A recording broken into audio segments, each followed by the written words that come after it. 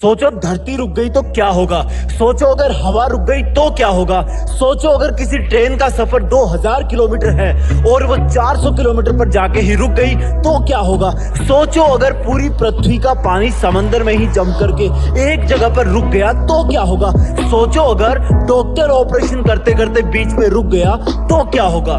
सबका एक ही जवाब है कि उनका होना ना होने के बराबर हो जाएगा। धरती घूमने से रुक गई तो उसके होने का कोई फायदा नहीं, असंतुलन हो जाएगा, जीवन समाप्त हो जाएगा।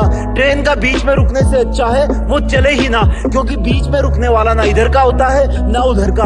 अगर नेचर में हाइड्रोलॉजिकल साइकिल यानी कि जल चक्र बंद हो गया तो भी जीवन समाप्त हो जाएगा। और अगर डॉक्टर ऑपरेशन करते हुए रुक गया तो फिर उसका बेहोश मरीज कभी भी होश में नहीं आएगा।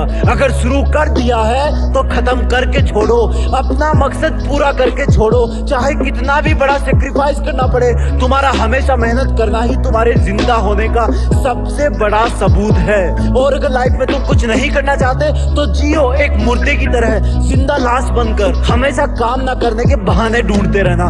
बिजली चली गई तो मोमबत्ती जला के पढ़, जिम जाने के पैसे नहीं है तो बाल्टी में पानी भर के बाइसेप बना, धरती पर पसीना बहा के सिक्स पैक बना। अगर मोबाइल में नेटवर्क नहीं आ रहा तो किसी और के मोबाइल से बात कर, खत्म कर और काम पर लग जा। वेट मत कर नेटवर्क के आने का। अगर स्टैंड पर बस नहीं आ रही तो भीड़ से थोड़ा हटकर स्मार्टफोन में खोए हुए इंसानों की तरफ देख के सोच कि तू आज इस भीड़ का हिस्सा क्यों है। नहीं चाहता था ना तू भीड़ का हिस्सा बनना, तो फिर जो शुरू तूने किया है उसको खत्म कर। चाहे तू किसी भी टाइम में हो, किसी भी जगह पे हो, किसी भी मौसम में हो। बड़ी बड़ी दिक्कत यह है कि तुम बार बार घड़ी की तरफ देखते रहते हो। क्या देख रहे हो? अरे वो नहीं रुकने वाला। अगर तू कर सकता है तो इसमें थ्योरी ऑफ रिलेटिविटी, सापेक्षता का सिद्धांत लगा, उसको देखना बंद कर। और जितनी स्पीड से वो टाइम भाग रहा है उतनी ही ताकत से तू भी अपने काम में, अपनी मेहनत में, अपनी पढ़ाई में मन लगा।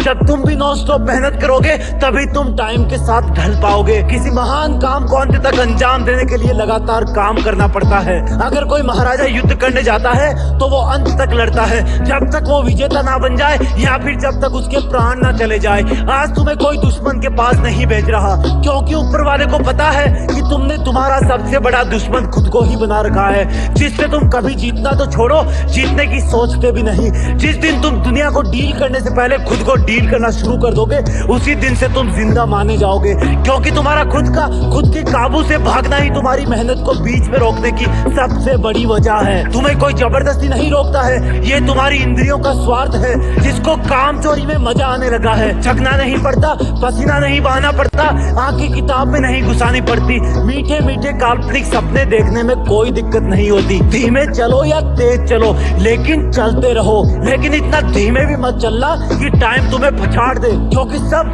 सिर्फ और सिर्फ टाइम का ही खेल है। अगर किसी के पास अनंत समय होता तो चाहे कुछ भी करता, 200 बरस भी लगातार मोबाइल पर गेम खेलता तो भी कोई फर्क नहीं पड़ता। लेकिन अगर तुम अपना हार्डवर्क बीच में ही ड्रॉप कर दोगे तो दुनिया के करोड़ों इंसान तुमसे एक झटके में आगे निकल जाएंगे। लोगों की कमी नहीं है यहाँ, सब आगे बढ़ना चाहते हैं, लेकिन सिर्फ कुछ ही लोग हमेशा आगे बढ़ने को सीरियसली लेते हैं। वो लोग हर कंडीशन से ऊपर होते हैं, उनके अंदर के हार्मोन हमेशा उनको एक ही डायरेक्शन में पुश करते हैं कि कुछ भी हो जाए, जो मकसद मेरा है उसके लिए हमेशा मेहनत करूंगा, कभी नहीं रुकूंगा। मैं हमेशा सिर्फ वही बहाने ढूंढूंगा जिससे मैं इस दौड़ रहे वक्त के साथ चल सकूं। मैं अपने इस अंदर वाले इंसान को मेरा गुलाम बनाऊंगा, ना कि गुरु, क्योंकि जितने भी सफल इंसान हुए ना उन्होंने हमेशा मेहनत करी है, वो कभी रुके नहीं। उनके लिए भी यही भीड़ थी, यही मौसम थे, यही शरीर था, और अगर करना चाहते तो उनके लिए भी कई बहाने थे। वो लोग मोटिवेशनल स्पीच सुनते थे या नहीं सुनते उनका मुझे नहीं पता, लेकिन वो लोग कंसिस्टेंट थे, वो लोग लगातार काम करते थे